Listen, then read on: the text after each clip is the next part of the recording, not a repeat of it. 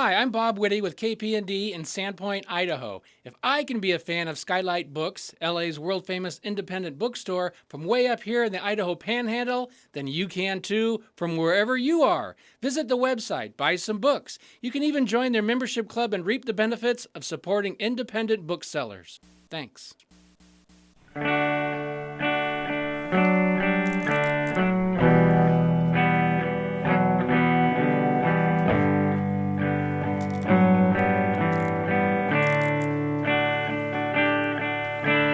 Meet me on the softer side. Meet me on the softer side. Softer side of your heart.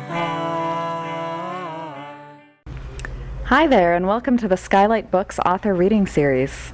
You can find out about this and all of our other author events at www.skylightbooks.com, where you can also browse our inventory as well as order books online.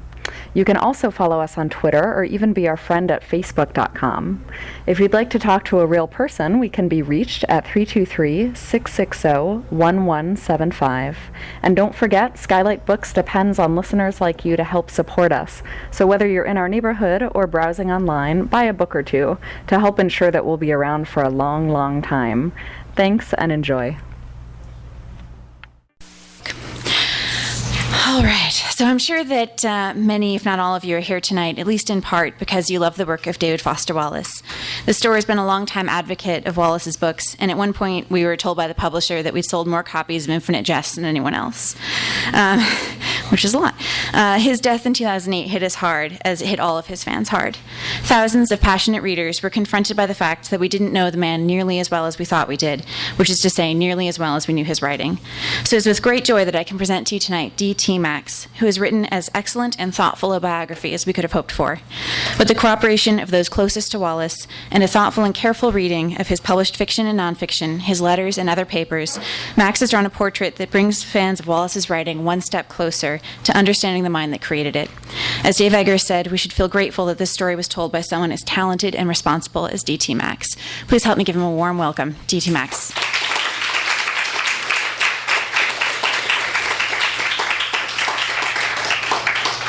Thank you very much, and thank you to Skylight Books, which is a wonderful bookstore I hadn't been to before. I'm going to read you a couple of sections from the book. I'm not a huge fan of readings where people actually read unless they're novelists. But I chose a couple of sections, that show one thing I very much want to kind of underscore in talking about David, which is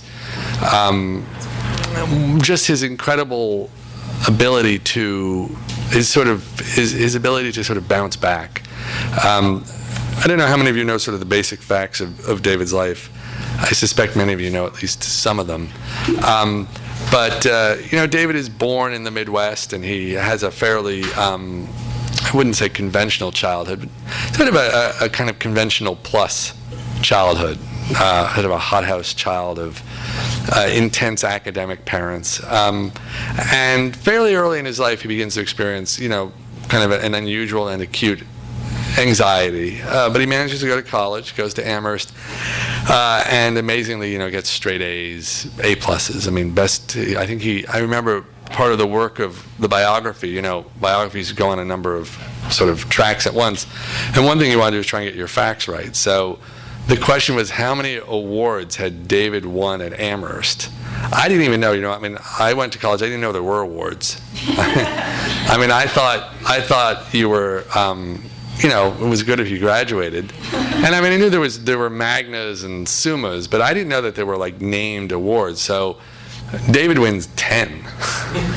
It's amazing what he wins, and what's really kind of amazing is he wins them despite being under, fairly intense mental pressure. He actually has 2 breakdowns while he's at Amherst. And yet somehow he comes out of there with 10 awards, a double summa, and one of his theses is a 500-page novel called The Broom of the System, which is published. All right, so there's a guy who, really despite everything can achieve, even in the face of, I think, intense difficulty. So David continues on this sort of double track, and he publishes a story collection called Girl with Curious Hair, and he's stunned because his standards are so high that this story collection is nobody buys it. I think one of the really unkind facts that I was sorry to find out about David was that Girl with Curious Hair sells 2,200 copies in hardcover, which, I mean, you could put them in two stack. I mean, it's devastating for somebody like David who had achieved so much on his first book. So David, through all this time is battling a couple of addictions. I mean, he's addicted to marijuana and really has been since high school. To some extent, he's taking marijuana because it's just, because it makes him high and happy. And to some extent, he's taking because he's self-medicating. And so he goes into he decides, and this is very, I think, David Foster Wallace, he decides he doesn't want to be a writer anymore. It's just too hard to live alone. He's had a breakdown, another breakdown. He's actually attempted to commit suicide with some sleeping pills. He decides, okay, I'm going to go to graduate school. Ooh, not a great idea. But he's been looking around for models, and one of the very touching things about David, I think, is that even though he was certainly as brilliant a person as any of us will ever know, he was not above looking for rather simple models. I mean, he has a very touching correspondence throughout the book with Don DeLillo. These are letters where he'll write to Don DeLillo and say, I don't know why I'm writing anymore, and I can't find why I want to write. And DeLillo must have been scratching his head that there's this, absolutely brilliant guy, 20 years younger than him, who's acting as if he's never gotten a book out. I mean, who hasn't achieved anything. So that's part of David's strange disposition. So he looks around and he finds that there is a writer he's always admired named William Gass at Washington University. And he decides he's going to be the next William Gass. So he's going to be a philosopher who has a sideline in fiction. But being David, he has to go to Harvard or better.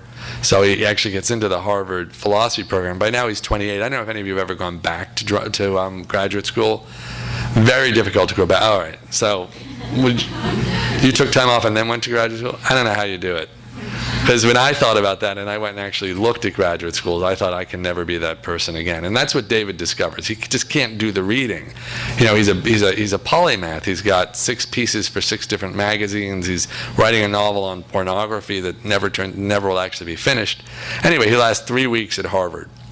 And then basically arranges, one of the things that I had not known, all this began as an article in the New Yorker shortly after David's death. One of the things I hadn't known is I think David arranged on purpose to be forced to go to McLean, the psychiatric hospital. He knew enough about the system that he knew if he said he was thinking of committing suicide, it would force Harvard to send him to a psychiatric facility. I don't actually think he was particularly thinking of committing suicide at this point. But it activates a protocol, and David winds up at McLean Psychiatric Institute. And being David Foster Wallace, the little piece of him is sort of proud that he's at the Harvard of Psychiatric Institutes. And it's touching, again, because, for me, like, David didn't really need these stamps on his passport. I mean, nobody needed a stamp on their passport less than David. But he was a child in some ways of, conventional academic parents, and Harvard was, for them, always something they could, talk about. So, I mean, I don't really imagine that his parents went around saying, our son's at the Harvard of Psychiatric Institutes. But if you had to go and be detoxed, that's the place you wanted to go. David always wanted to get A+. After spending a month at McLean, he's then sent to a halfway house. And here's where things really get interesting. Anyone who's read Infinite Jest knows that half of it's set in a halfway house. You don't answer everything. You don't answer all the things you want to know in a biography. And I do not know why David chose the real-life version of Enid House, which is called Granada House, which was a pretty rough halfway house in a pretty rough part of Brighton, Massachusetts. I've never know why he didn't go somewhere, he could have gone anywhere. He had insurance from Harvard. But anyway, my suspicion is he went there for the material, but I don't know that for sure. So the first part I'm going to read you is David sort of believing he can never write again and trying to find his footing in the incredibly bizarre environment of Granada House. So at this point, it's 1989, so David is 27. but he seems much older. Granada House was on the grounds of the Brighton Marine Hospital, near the Massachusetts Turnpike. Wallace found it funny that a marine hospital should be nowhere near water. The compound consisted of 7 buildings, 7 moons orbiting a dead planet, as he describes it in Infinite Jest, all leased to various substance abuse and mental health assistance groups. Wallace met Deb Larson, the director. Tall and blonde, she walked with a limp. Drunk, she had fallen down in her kitchen, hitting her head, causing a partial paralysis. Even then, she hadn't stopped drinking. Wallace liked and respected her immediately. She was personable and smart, and gave him a link to an old life that was still his present. You could almost see Harvard from the top floor of the building. Recovery facilities tried to control the stress of their participants, and one activity that they usually prohibited was school. Wallace then had no choice but to call the philosophy department at Harvard and ask for a leave of absence. He was too humiliated to go back to get the vegetable juicer that had been a gift from his mother.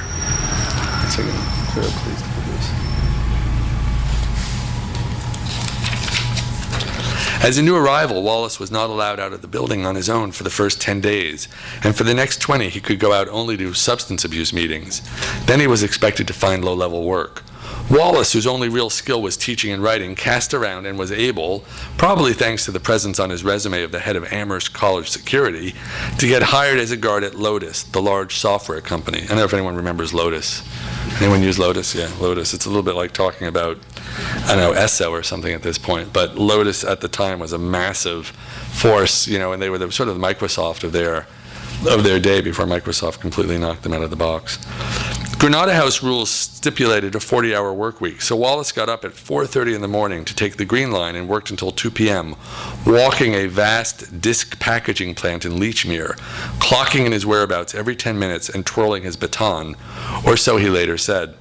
My personal opinion on this one of the things that was sort of interesting and difficult about this work, about researching every love story, is that David was a constant liar and inventor, and I don't actually think he did go around twirling a baton, because there's also a letter that somebody gave me where he says that he sat there looking at a video monitor, with one of those monitors that shows you all the excerpts from a facility, and that seems to me actually more likely. David wrote a story early in his life that's never been collected, which is about a guy walking around a vast warehouse twirling his baton, and I am sure he just took his story, he just took that one and put it back into his life. He would tear pages out of his notebook and send letters to his friends, maintaining contact with a small group of editors and writers who were vital to him. He tried to put a good face on what had happened. Give me a little time to get used to no recreational materials and wearing a polyester uniform and living with 4 tattooed ex-cons, and I'll be right as rain, he wrote one of his editors shortly after starting. Even inside Granada House, he managed to attend to the business of being a writer. He followed up on submissions to magazines and read pages of stories he had coming out. He could see the humor of the situation. When the galleys of Order and Flux in Northampton arrived from conjunctions with a page missing, he told the magazine they could send it at their convenience. I'm not going anywhere for Christmas, he wrote. But in his heart, he was stunned by what had happened. I am, he wrote one of his college professors, okay, though very humiliated and confused. He was sharing a barracks-like room with 4 men, one of whom, he wrote his old 12-step sponsor, Rich C., had had a stroke while on cocaine and had a withered right arm. Mr. Howard, he told his book editor, everyone here has a tattoo or a criminal record or both. To another, he reported, most of the guys in the house are inmates on release, and while they're basically decent folk, it's just not a crowd I'm much at home with. Heavy metal music, black t-shirts and Harleys, vivid tattoos, discussion of hard verse, soft time, parole boards, gunshot wounds, and Walpole, Massachusetts' toughest prison. Wallace continued at his security job for more than 2 months, and then, unable to bear getting up so early, he quit. He went to work as a front desk attendant at the Mount Auburn Club, a health club in Watertown. His job was to check the members in. He called himself a glorified towel boy. But one day, Michael Ryan, a poet who had received a Whiting Award alongside Wallace 2 years before, came to exercise. Wallace dove below the reception desk and quit that day. Wallace's friends were accustomed to his exaggerations and inventions over the years. That came with his clownish, hyperbolic persona. But when they visited him at the halfway house, they found that what he said this time was actually true. He had stepped through the looking glass. His friend Deborah Spark, a fiction writer, remembers sitting in on a group therapy session with Wallace one day and being amazed to hear someone recount killing someone while drunk. All the same, Wallace found his place. Order, no matter how far in the context, was always easier for him than the unstructured world outside. He met with a counselor, and nearly every evening he drove to different parts of the city with other Granada House members for substance abuse meetings. That's all very memorably in Infinite Jest for those who've read it, the sort of car rides and the showing up in suburbs where there are different AA groups, and different kind of personalities to encounter. His sponsor was named Jimmy, a motorhead from the South Shore, as he called him in a letter to a friend. Wallace read the big book and enjoyed making fun of its cheesy 1930s ad man vocabulary to his friends. Tosspot, Dave Sheen heels, boiled as an owl. He laughed at them, but he also knew he needed them or he would die, Mark Costello, his college roommate, remembers. If Wallace found himself in unfamiliar territory, the residents of Granada House didn't know what to make of him either. One remembers wondering, this guy can go probably to Petty Ford. Why is he here with us welfare babies? No one really cared for his cleverness either. He was to them a type they'd seen many times before, someone who tries to, as he would later put it in Infinite Jest, erect denial-type fortifications with some kind of intellectualist showing off. Wallace was back in high school trying to figure out his place in the pack. One of the moments early in the book that I found incredibly memorable, maybe for my own personal reasons, is in junior high, Wallace who sasses the wrong couple of kids, and they hang him up from a hook in the bathroom. He gets a world-class wedgie. And if any of you read Pale King with more attention than maybe is necessary, you'll find that wedgie is in there. So David never forgot that one. It's a rough crowd, he wrote to his old Arizona sponsor, and sometimes I'm scared or feel superior or both. Yet a piece of him was beginning to adjust to the new situation. He remembered his last failed attempt to get sober and how he was no longer writing, and asked himself what he had to lose. He came to understand that the key this time was modesty. He knew it was imperative to abandon the sense of himself as the smartest person in the room, a person too smart to be like one of the people in the room because he was in fact one of the people in the room. I try hard to listen and do what they say, he wrote his old sponsor, Rich C. I'm trying to do it easy this time, not get an A+. I just don't have enough gas right now to do anything fast or well. I'm trying to accept this. Not that things came easily. The simple aphorisms of the program seemed ridiculous to him. And if he objected to them, someone inevitably told him to do what was in front of him to do, driving him even crazier. He was astonished to find people talking about a, quote, higher power, without any evidence beyond their wish that there were one. They got down on their knees and said the thankfulness prayer. Wallace tried once at Granada House, he told Costello, but it felt hypocritical. All the same, Wallace liked to quote one of the veteran recovery members, the group known in Infinite Jest as the Crocodiles, who told him, it's not about whether or not you believe, asshole, it's about getting down and asking. There were many times when he was sure he would start drinking again. I'm scared, he wrote his sponsor. I still don't know what's going to happen. He asked his friend for some words of encouragement, and just when he thought he would give up, a letter arrived at Granada House in which his former sponsor recounted the last time he had been in detox. They gave me Librium, he wrote, and I threw them over my left shoulder for luck, and I've had good luck ever since. The image, Wallace told his sponsor years later, was just the, quote, good MFA caliber trope he'd needed. Stunned as he was, he understood from the beginning that his fall from grace was a literary opportunity. He'd been writing before about a nation enthralled to its appetites, and here he was living among its casualties. So in the midst of his misery, he was alive to the new information that he was getting. The communal house, he would later write in Infinite Jest, reeks of passing time. It is the humidity of early sobriety, hanging and palpable. Wallace was known for sitting quietly, listening as residents talked for hours about their lives and their addictions. Later, the residents would often be surprised to find that though he had heard their stories, they had not in fact heard his. The explanations people gave for their behavior startled Wallace with their simplicity, but their voices, which were always Wallace's way into composition, were unforgettable, and their stories had a clarity that his lacked. This was the sort of access to interior lives a novelist could not get elsewhere. You know, when I think about Wallace sitting in Granada House with this, sort of taking it all in, I'm always reminded of, I think it was Vladimir Nabokov, who, when he was writing Lolita, You don't realize how isolated you are, how atomized your world is, and how hard it is to overhear people unlike yourself. But if I remember right, Nabokov used to crouch in the back of a school bus in order to scribble down the way that school kids talk. Like he couldn't, anytime he was seen to observe it, he'd change it, right? I mean, that's the basic Heisenberg principle of both journalism and fiction. So here David is really one of them. And as a result, he gets an access to a kind of conversation. I mean, you see this in Infinite Jest, to a world that he's not affecting by his presence. He was finding, as he later told an interviewer, that, quote, nobody is as gregarious as someone who has recently stopped using drugs. Wallace and his notebooks were a familiar sight, trapping little inspirations before they could get away. Within a few months of arriving, Wallace had already drafted a scene centered on one of the most intriguing residents at Granada House, Big Craig. Big Craig, known as Don Gately in the novel, was one of the Granada House supervisors and sometimes the house cook. There's a wonderful description in Infinite Jest, if you haven't read it or don't remember it, of Don Gately putting out the meal and sort of being so proud of these sort of, dreadfully overcooked noodles. He didn't trust Wallace when he first met him.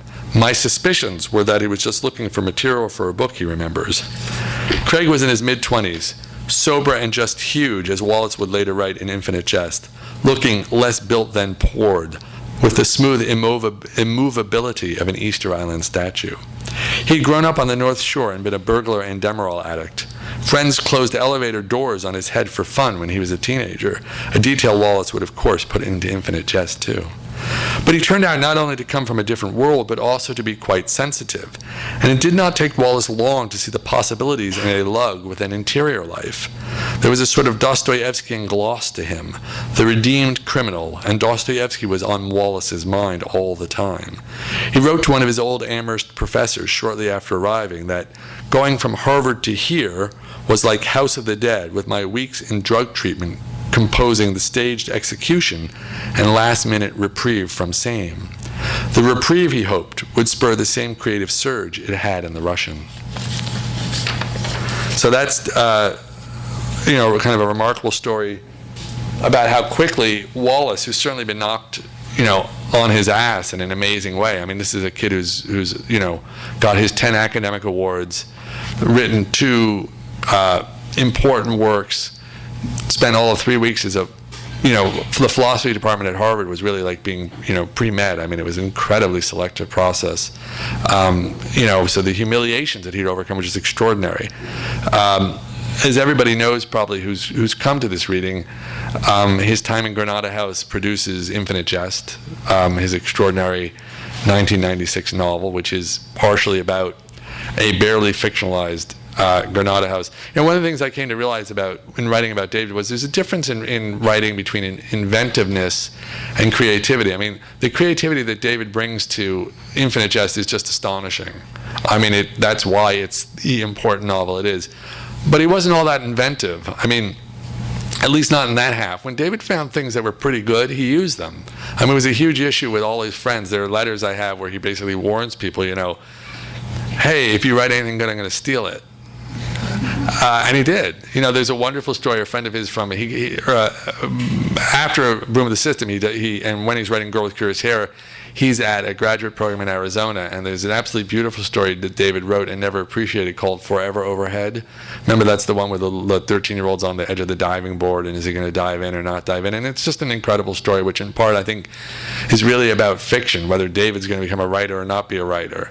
But in there's an absolutely lovely detail in which the character talks about having a baby, about the protagonist having a baby sister, I think, and only kissing the baby sister on her toes because he's recently had the mumps and he's afraid he's going to give it to her. And in fact, that had been one of his friend's stories, who was also an MFA student. So it seems a little unfair. It reminds me of another story. Years ago, I remember hearing this, that Raymond Carver and I think Richard Ford and a couple of other people were driving. This is just about how hard it is to find something to write about. We're driving in a car somewhere, and this huge falcon or eagle or something just dropped dead on the hood of the car, like just fell like a ton of bricks and dropped on the hood of the car. And one of them turns to the other and says, "Whose is this?" So David gets his material. He gets this, I don't want to say that he wasn't in pain. He was in pain at Granada House, but the strength of David is he's both in pain and he's always collecting. And,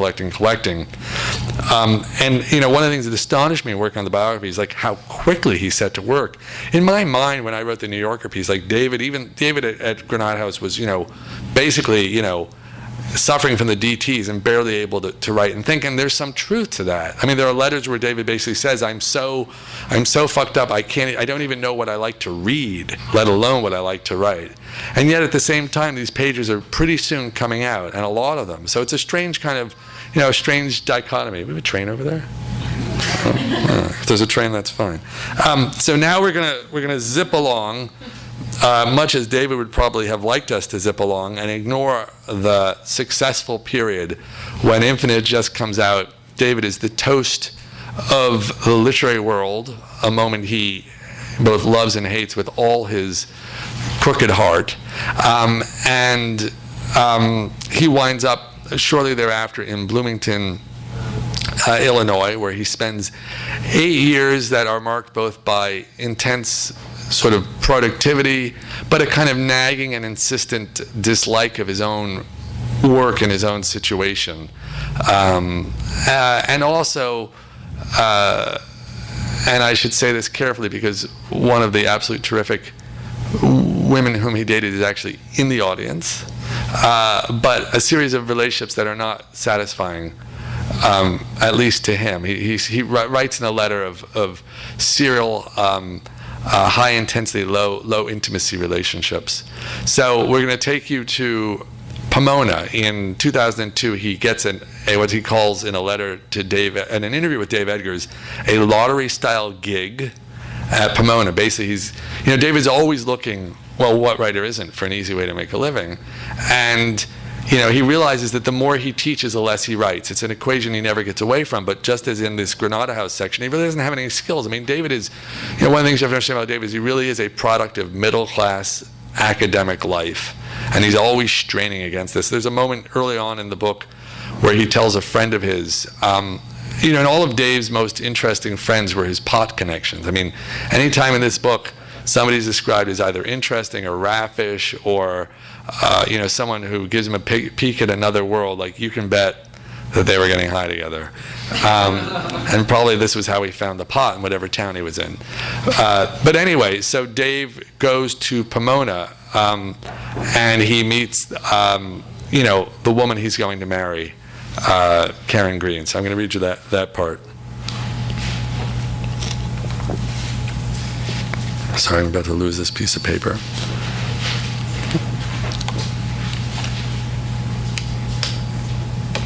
Okay.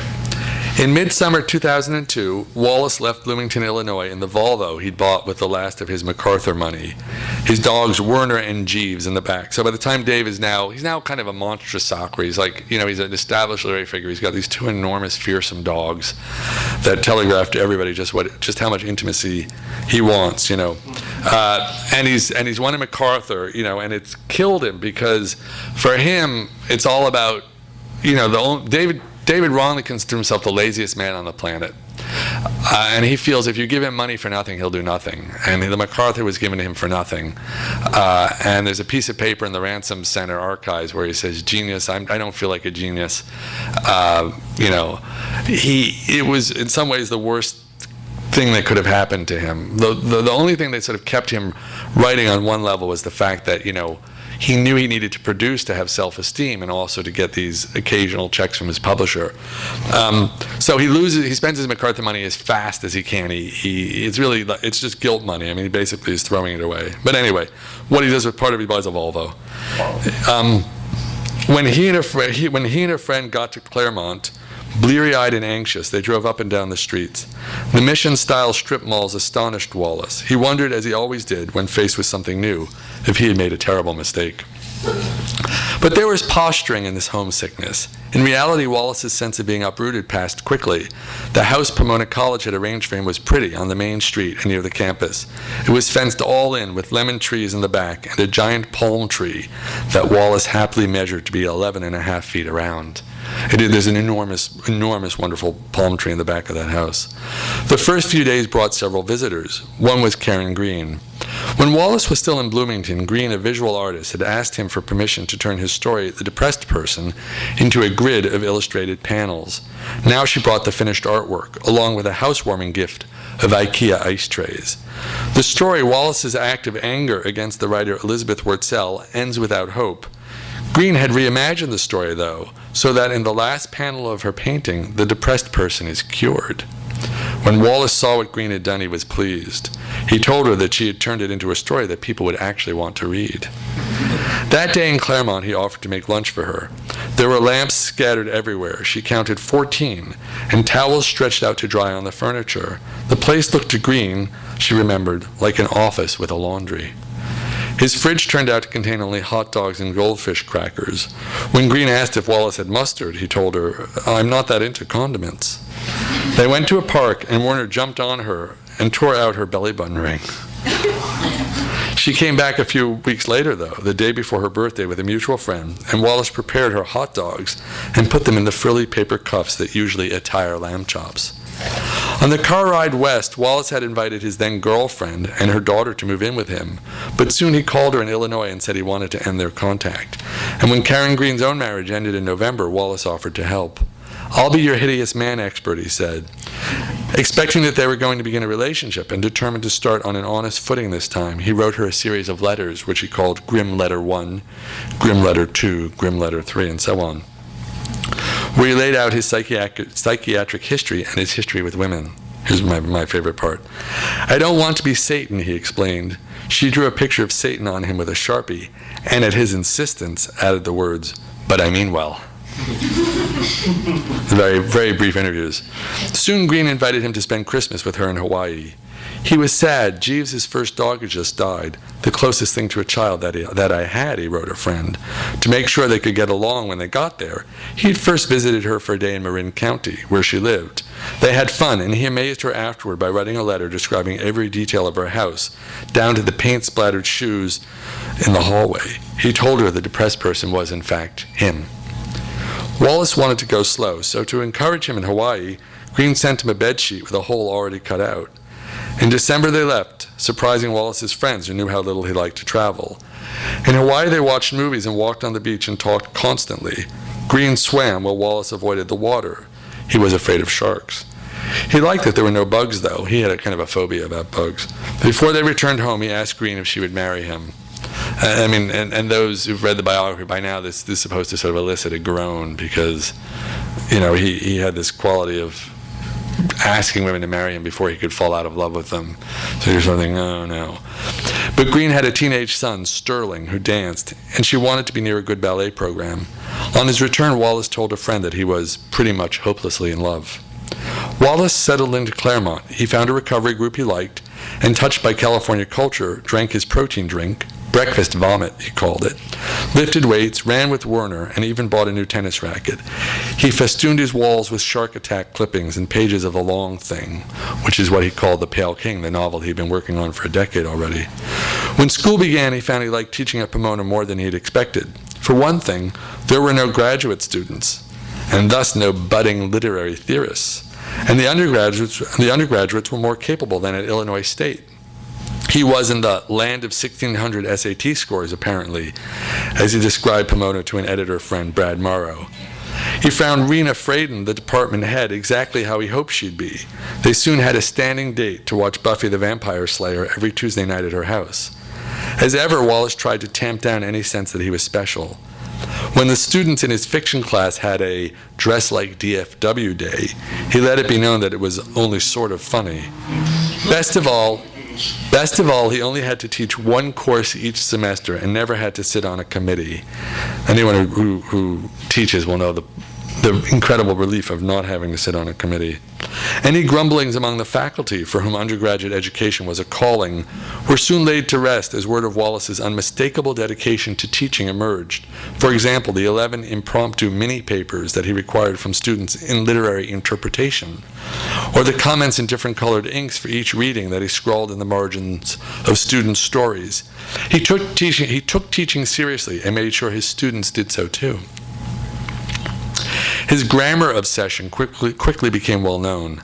On a scale of 1 to 10, this is an 11, he would tell students seeing a particular blunder, or this actually hurts my brain. He would consult his mother's grammar book, Practically Painless English, which it's very funny. It's a book Sally Wallace wrote that actually sounds, the sentences and the examples of good and bad grammar actually sound like they're from Infinite Jest. In order to answer any challenges, and would sometimes trot out her old trick of fake coughing when a student fell into a grammatical error. And then, the student was, oh, I didn't mean nauseous, I meant nauseated. And then, David would be thrilled as if, something immensely important had been discovered. He used the modifier only in class to show the power careful usage could wield. You have been entrusted to feed your neighbor's dog for a week, while he, the neighbor, is out of town. The neighbor returns home. Something has gone awry. You are questioned. I fed the dog. Did you feed the parakeet? I fed only the dog.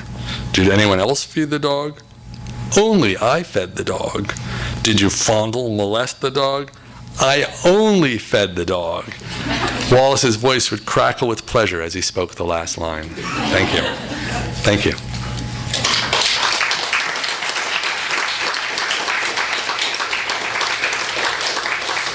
So whoever's running the train, tell me, we have time for some questions? We have time for a few questions. Okay, so I'm up for any questions as long as it's kind. Yes? When you talked about the period when he was in the halfway house and he was struggling with the writing, did he actually keep a notebook and pages? Was he working on a computer? How did he work on the material that while he was actually in Granada House? And what were your sources? Were you able to go and find all of his papers, his notes and stuff? I think that most of his notebooks have probably disappeared forever. But some of the drafts that he was working on exist still at the Ransom Center. He liked kind of these spiral-bound notebooks, and the dumber the cover, the better for him. So he had a Care Bears notebook at one point in his life. I think he had one. What's that little unicorn? What's the name of that unicorn from that children's animated series? The one with the no one has a small daughter. Anyway, My Little Unicorn, is that right? My Little Pony, sorry, right. I guess not a unicorn at all. Anyway, so so he would keep these notes, but the whole question of how David composed is really an interesting one, because in all the work that I've seen, and I've seen a lot of David's drafts, and God knows I have a lot of his letters that people gave me. I mean, I'm the world's foremost possessor of David Foster Wallace correspondence. On the second floor of my house in Montclair, New Jersey. I have never seen a really bad draft from David. So, a really beginning draft. In other words, one where like half of it's crossed out and every sentence has to be reworked, basically the way my drafts look. So there's two possibilities. Either David never wrote that way because it just came out so smooth, or maybe he spent a lot of time cogitating on it. He wrote by longhand, which was unusual even, even when we were talking about in the late 80s, 90s, everyone has used a typewriter for decades, and then a lot of people are already using word processors. But I've never seen a really miserable start. So the other possibility is he tore them up and threw them out. And I actually don't know the answer to that. You'd think one would have surfaced by now. A lot, as I say, a lot of the drafts that his wife possessed are now at the Ransom Center in Texas, and then his parents gave a lot of material that they also had, although it's earlier material. So I don't really know the answer whether, my suspicion, based on his little tiny forward-leaning little handwriting, is that he thought about these things really hard and then he wrote them, and as a result they were a lot cleaner and clearer, and he had that big brain that could sort of, see 6 steps ahead, and I think that probably helped him. I have letters where he talks about things going straight into the wastebasket. I'm not sure I've ever entirely believed that. Yeah. So you briefly mentioned Buddhism in the biography. I think it was a girlfriend, or I forget who introduced it to him. I'm just curious if you have any more information on how Buddhism affected him, because it's just really interesting to me how Buddhism has permeated Western thought. I mean, it's a terrific question, and I don't think the answer is really all that clear. I know that at his memorial service in New York, a Buddhist priest, if that's the term, in full robes was among the people seated in the kind of reserve section, and I never knew who that person was. I mean, what I know about David is that fairly early after finishing Infinite Jest, he starts on The Pale King, much, much earlier than I had ever known before. I mean, he starts on it immediately after finishing Infinite Jest. And during part of this process, he's begun doing, kind of meditational sitting.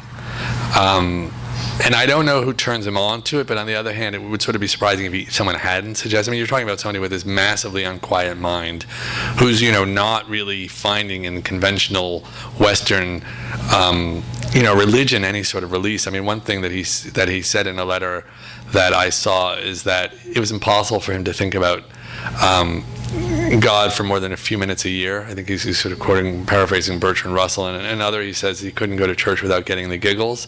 So what's left for a person in this position? Somebody whose whole battle is to achieve a kind of mindfulness. And so he begins with this sitting, and I think sort of typically for David, he wants to be the best possible meditational sitter.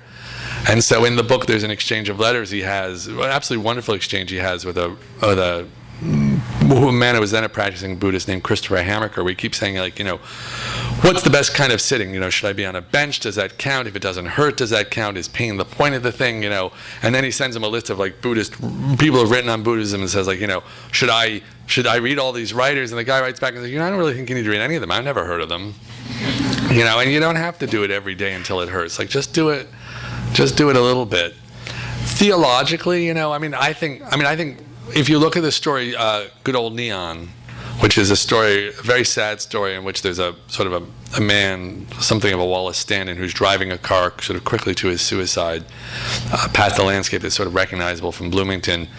Clearly there's something going on there about a kind of Buddhist sense of time, a sense of time as an apartness, and sort of, it's hard exactly to put your finger on it, but clearly it gets into his fiction as well. And in fact, I think more in Good Old Neon than in The Pale King, which is more about, I think, almost a kind of Western style sense that if you can pass through boredom, you can achieve some sort of clarity. But I don't really know the first person. I suspect he's doing it very early. I suspect he's sitting in when he's, when basically soon after finishing Infinite Jest. Yeah. I just wanted to say it's a great book. Thank you for writing it. Thank you. To me, one of the saddest and most poignant moments is when you talk to Big Craig and talk about how you get read into Jest. And to me, the moment of Don, this guy reading about the Don Galen character. Yeah. Unbelievable character. But then also think this isn't a book that you would think of Don Galen thinking of reading, but for the fact that it's about him. Yeah, and he says the bastard was just looking for material. Can you talk a bit more about how you found him and the conversation?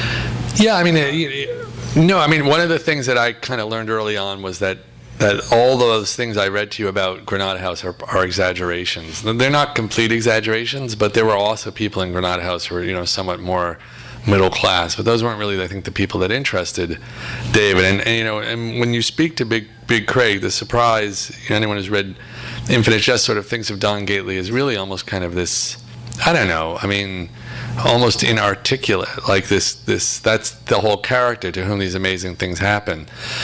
But actually, Big Craig is a pretty articulate guy who writes poetry. And he is all the things David made him out to be, but he's also a very much more tender and considerate, and most of all, I think he's much more articulate than you would have thought that he would be. But I don't think David's really distorting the experience, because I think there were a lot of tough guys there too, and that was really what interested him. There's an absolutely wonderful picture I've seen of David fishing. You never think about this, but they had outings from Granada House. They weren't always stuck there, and they weren't always driving around to AA meetings. So he goes fishing with three of the guys from the house, and one of them is Big Craig. And this picture of Big Craig, first of all, he's in a Harvard sweatshirt that pretty obviously, his friend Dave, bought for him, right? He bought it for me. And then you also see that Wallace, who for most of us would seem to be a fairly big guy, is like tiny compared to the other three men who are fishing. And correspondingly, like, they all have bigger fish than he has. Like, he looks like a little weenie. And I think that's a big part of actually his experience in the house, was this sort of sense of being kind of physically overmatched by them. I mean, one of the interesting things about the house too is that a lot of the people didn't and don't survive, and so many of those people aren't alive now. But in an earlier version of those scenes, which appeared in the New Yorker, the people were enough like themselves that Mary Carr, who had also had a lot of, the poet and memoirist, who'd also visited a lot of times and been seeing David during part of this time, called David's editor and said, like, you can't run it this way. Remember I was saying that David was creative without necessarily being that inventive, and when he saw a good story, he just took the thing. And so in that sense, some of it was changed for book publication, but still, I don't think many of those people, probably could be found. I suspect the whole story of, poor Tony, and the heroin sting operation, those have got to be people that he either knew or more likely someone told him the story, And I'm sure, you can imagine, you can imagine how eager he was for material, how desperate for it. It was his big issue in this time of his life, creatively, was what was he going to write about? He told a friend, I don't remember how he actually finished the story, but at Arizona he told a friend that his biography, which is funny for me, of course, and that his biographer would write, Dave sat in a room and took another puff on his cigarette. And he said, who would want to read about that? Yeah. I really like your piece from the early 90s about the Carver rewrite. Oh, thank you. I'm just curious why you didn't think Gordon Lish or even Carver would lend itself to like a book-length thing. Or like why you were drawn specifically to DFW for a book. I think after the Carver piece, no one would talk to me, if I remember right. So that may have been the end of that. I mean, David is special. David was remarkable. David has an energy to him that is like nothing that I've ever written about or read about. My big test, about whether I'd made the right decision to do the biography or not was whether I'd still find reading David interesting after the 3 or 4 years it would take to do the book. And I just find that his words are just so alive. One of the things that's so interesting about David, it really is this phenomenon that's grown up partially since David's death, but not entirely. And for the people in the audience who actually knew David, and there are several, this has to seem like a real head scratcher, that this sort of larger than life Saint Dave who has emerged. But I think in a kind of a way, that's also what drew me to Wallace is, all the questions he's asking are questions that I have always asked, questions that I think you often find well delineated in the Kenyon College address, how do we go through life? How do we manage to be more than, I think there's a wonderful phrase in one of his essays about just being incredibly clever little I forget the exact phrase, machines of taking advantage, maximizing the advantage for ourselves. How do we step out of that personality, which is so strongly dictated by our culture? Why, what is faith? For me, faith could never be, David. It's very hard for me to go into a church without getting the giggles, but also it's clear that when you write, and this is such an important part of David's life, you're not writing for yourself. If you're writing for yourself, you're making a mistake. This is David's great point later in life. You have to be writing for other people. Well, here is an opportunity. I won't say that the book is meant to instruct. It's not really my style, but this thing, if it works, if Every Love Story is a Ghost Story works for you, it's also got to challenge you in some way about your own life. Really in some way refracting what David was doing in his own work. If it gives you too pat an answer, it's too much what it appears to be a biography of a guy who died 4 years ago, then I haven't succeeded at what I'm trying to do both for myself and for you as the reader. I think there was one more hand. Did I answer that question by accident? Okay.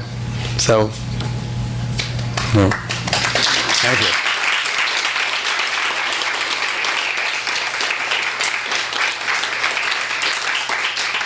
Thank you very much. How do I get this off? You've been listening to the Skylight Books author reading series. Don't forget that you can check out this and all of our other great podcasts at www.skylightbooks.com. Today's music was provided by Fragile Gang. You can check them out at MySpace, Facebook, and the iTunes Music Store. Thanks for stopping by, and we hope to see you soon.